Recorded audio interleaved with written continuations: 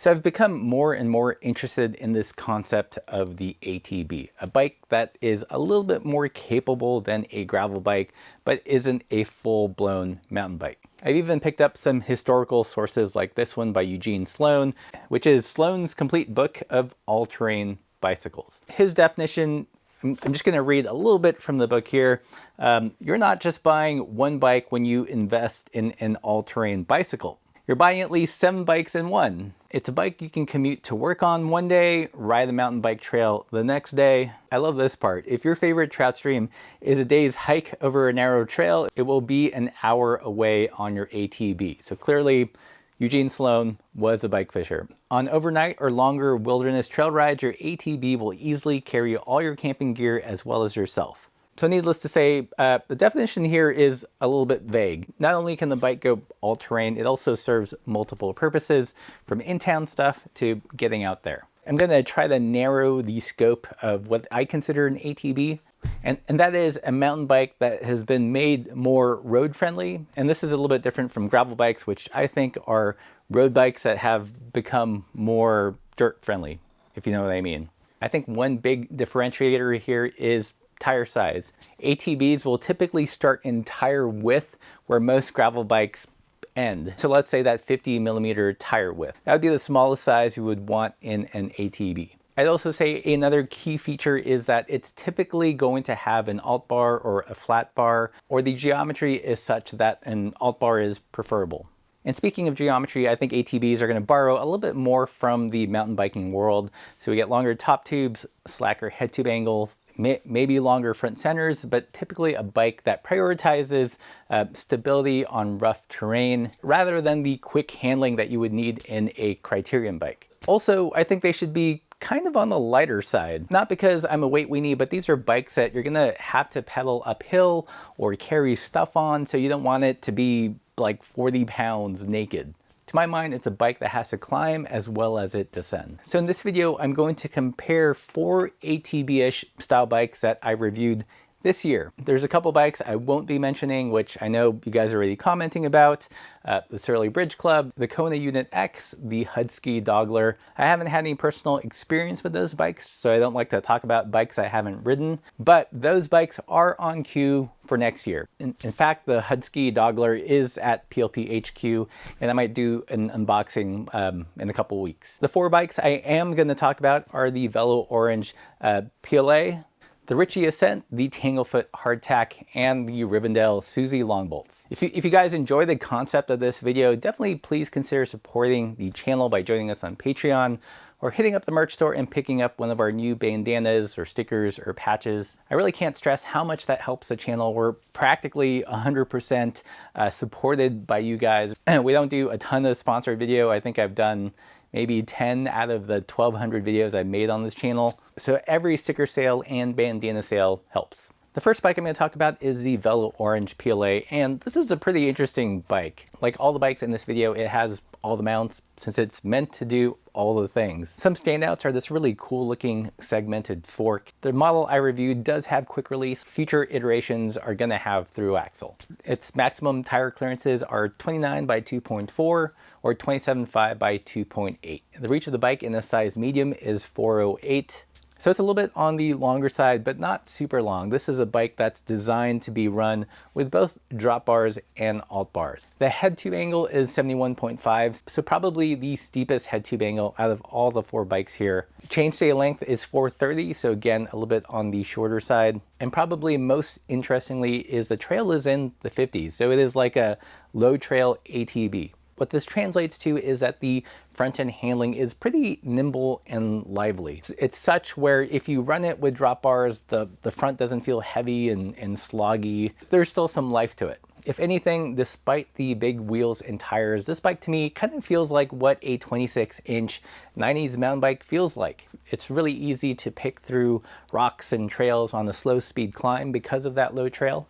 And it's on the far end of the spectrum when compared to the other 3 ATBs we'll be looking at. I really enjoyed this bike. The only real downside for me was that I wish that the top tube was sloping a little bit more so you could have a more functional drop if you had a dropper post. The next bike is the Ritchey Ascent, another fun and just beautiful looking bike. I love the color on this Ascent. The Ritchey Ascent has boost spacing. It can run tires up to 29 by 2.6 or 27.5 by 2.6.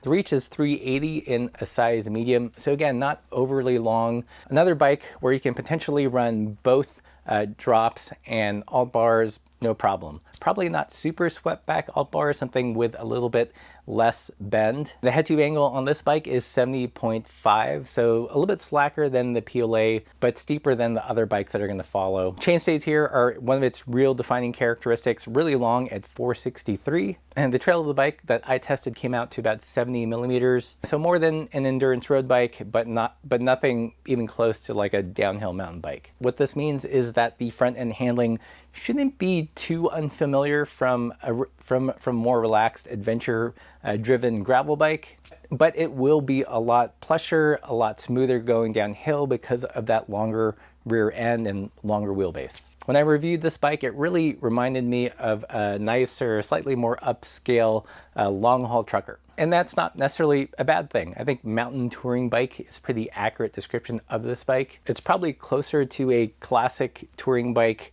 just made longer with bigger clearances, than it is to a super progressive modern mountain bike. Compared to the Piolet, this bike to me rides a little bit more chill, a little bit more relaxed, also a little bit more stable in the front end. But like the Piolet, it has a top tube length where you can still run drops and some kind of alt bar pretty comfortably. The next bike I'm going to talk about is the Rivendell Suzy long bolts. In some ways, probably the most anachronistic in terms of parts, but also the most progressive in certain aspects. This bike is set up with 27.5 by 2.4 inch tires. The reach numbers aren't published, but when comparing it to my hardtack, it's longer than the hardtack in the size small. Head tube angle is at slack 69 degrees. Chainstay is 530, so definitely the longest of the bunch.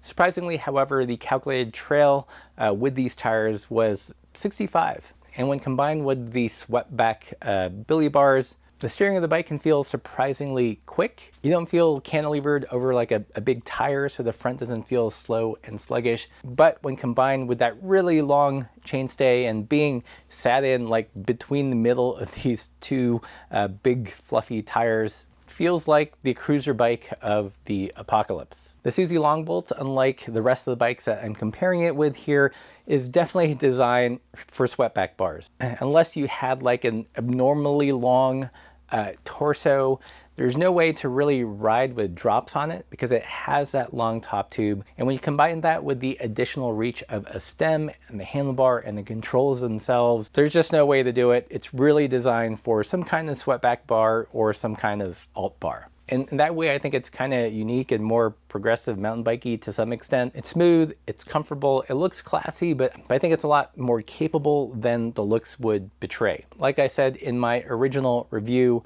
in some ways, it's like a supersized 90s mountain bike without a lot of the issues that it had. Namely, you can run bigger tires, you can be more upright, it doesn't have that super low stack and level crotch destroying top tube. And it has a slacker head tube angle, long top tube, so it puts you more in between the bike than being cantilevered over the front wheel. I think to some extent it does kind of force you into a very upright riding position without too many other options. The other bikes on this list, you could potentially use with drops. This one you just have to use alt bars or flat bars and kind of fine tune it so you can get that forward bend or uprightness that you want. The next ATB-ish bike, which I reviewed and ultimately purchased, is the Tanglefoot Hardtack. Interestingly, I reviewed it in its drop bar form, but the whole time I was riding it, I was trying to imagine how it would ride with alt bars, and I like it. I actually prefer it to its drop bar form. Hardtack will take up to 27.5 by 2.6. It doesn't have boost spacing. It has whatever the typical gravel wheel size spacing is, which is great because I can take bikes from my Bambora and put it on here and vice versa. Ultimate compatibility. Reach is 395, which is a little bit on the long end, but not as long as the Suzy Longbolt. This is in the size small. Head tube angle is 69 degrees, so again, on the slacker side. Chainstay length is 450, so it's on the longish side, but not nearly as long as the Riv or the Ritchey Ascent. Calculated trail is 87, so a little bit on the high side. I think probably the highest trail of all four bikes. And what that means is that it definitely leans stable on the front. And I think that's actually why I prefer using it with alt bars. Bringing the hand position back a little bit, for me, just lightened up the steering and made it a little bit more, it made it feel a little bit more nimble in the front. To me, the geometry fit what I was looking for in an ATB. So it wasn't so high trail and slack that it feels like crap on just a regular road. It's stable enough that I feel good about taking it on the green and blue trails that I ride. And it does give me some leeway to play with the controls. I could put drop bars on this. It's not so long like the Riv, which kind of prohibits that. So on a whim, if I wanted to put drops, I could do that. To me, this bike and the Riv feel like a Jones bike light, and that's what I like about them. I love the Jones, but oftentimes it just felt like a little bit too much bike. It was a little bit heavier than I would like as well. Again, not a weight weenie, but I do appreciate a lower starting weight. Which bike should you get for which purpose? Again, I feel like there's a lot of overlap in how you can use these bikes. I think all these bikes will do dirt touring well.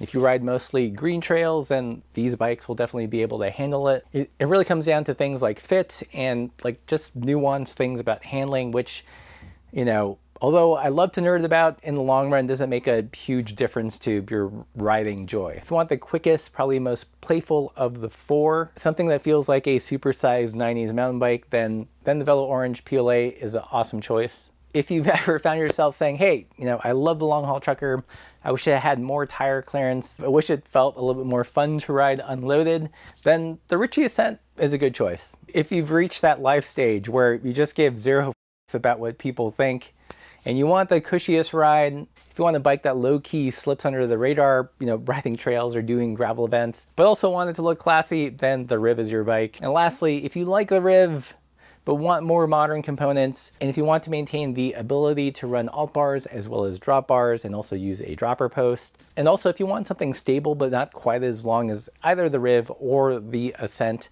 then Hardtack. Again, I want to stress, you can't go wrong with any of these bikes, and they'll ride pretty much all the same terrain. Honestly, it comes down to looks, your personal style, and some really minor handling and kind of compatibility things. If you like this video, please consider supporting the channel by joining us on Patreon. Hit up that merch store so we can make more videos like this, and as always, keep the supple side down.